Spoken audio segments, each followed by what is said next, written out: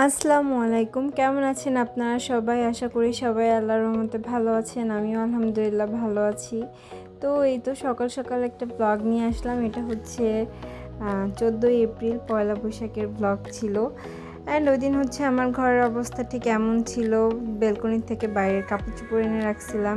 এখানে হচ্ছে আমি আলু ভর্তা, ডাল ভর্তা এবং আম ইলিশ মাছ ভুনা প্লাস হচ্ছে চিংড়ি মাছ ভুনা, এই ৪ টা আইটেমের আয়োজন করছিলাম। যদিও আমরা মানুষ ২ জন, এইটাই খাওয়া হবে না, এর জন্য বেশি কিছু করি নাই। তো এই তো এখানে হচ্ছে আমি এখন মাছটা কেটে নিব ভালো করে। এটা হচ্ছে ইলিশ মাছ ছিল এবং বেশি একটা বড় ছিল না। আমরা ইলিশ মাছ তেমন পছন্দ করি না, আমি এবং আমার হাসব্যান্ড কেউই না। কারণ এই মাছে অনেক কাঁটা থাকে, আমরা ২ জনের কেউই কাঁটা বেশি বাছতে পারি না। সো আমি এখানে মাছটা কেটে নিচ্ছিলাম, এটাকে হালকা করে ভেজে দেন হচ্ছে ভুনা করব।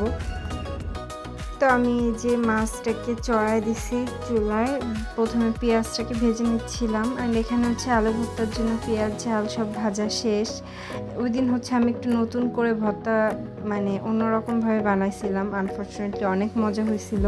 আমি এরকম মানে কারো রেসিপি ফলো করি না, আমি হুদাই নিজের মতো করে যেটা মন চাই দিয়ে রান্না করি। আনফরচুনেটলি সবসময় খুব খেতে মজা হয়। এখানে হচ্ছে চিংড়ি মাছটাকে দিয়ে দিচ্ছিলাম। এটা হচ্ছে আমার আম্মুই রান্না করে দিছিল, আমি জাস্ট গরম করতেছিলাম। এখানে হচ্ছে আমার ইলিশ মাছ, আলু ভর্তা, ডাল ভর্তা সব রেডি করা শেষ। এখানে হচ্ছে আমি আমার সাজুগুজু প্রিপারেশন নিচ্ছিলাম।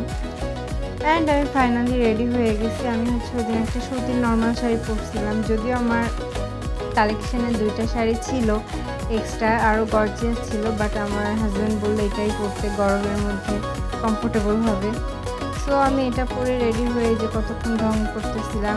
ওই দিনের সাজটা আমার নিজের কাছেই খুব পছন্দ ছিল। এত ফ্ললেস গ্ল্যামার একটা লুক আসছিল মেকআপের। আমি সচরাচর এত ভালো মেকআপ করতে পারি না। নাওএডেজ আমার মেকআপগুলো ইমপ্রুভমেন্ট হচ্ছে। সো এই তো আর কি, আমি নিজেই বারবার দেখতেছিলাম।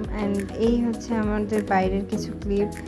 আমরা হচ্ছে রমনা পার্কে গেছিলাম, প্রচুর ভিড় ছিল, প্রচুর, মানে হাঁটার জায়গা ছিল না। ঢাকা ভার্সিটির ওইদিকে যাওয়ার মতো তো কোনো প্লেসই ছিল না, দ্যাটস ওয়াই যাইও নাই। আমি চিন্তা করছি যে এরপরের থেকে কখন আমি পয়লা বৈশাখের বাইরে বের হবো না, এত গরম প্লাস এত মানুষ, বাবা।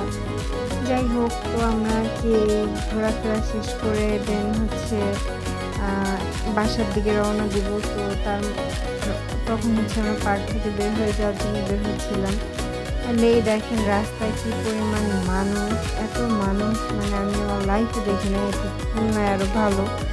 আমি এই প্রথমবারের মতো পয়লা বৈশাখে বের হয়েছিলাম। তো এখন হচ্ছে আমরা বাসায় চলে যাব।